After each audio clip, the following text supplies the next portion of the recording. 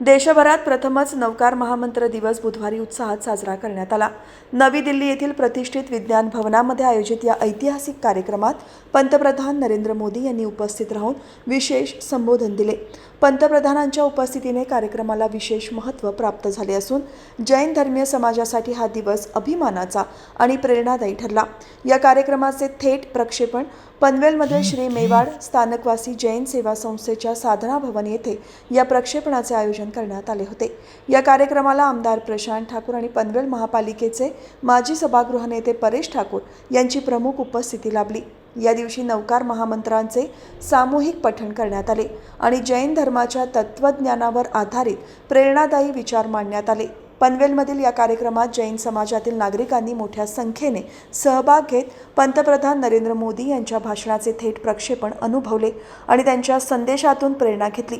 हा दिवस जैन धर्मीय समाजासाठी एक ऐतिहासिक पर्व ठरला असून नवकार महामंत्रांच्या जागृतीसाठी आणि त्याच्या सामूहिक पठणाच्या माध्यमातून देशात आध्यात्मिक एकतेचा नवा आदर्श निर्माण झाला आहे। यावेळी संजय जैन, रौनक सुराना, जयंती परमार, श्रद्धा मुनोत, चिराग पालरेचा, हर्षित बाफना, तनिषा बाफना, ममता जैन आणि शर्मिला बाफना हे विशेष उपस्थित होते।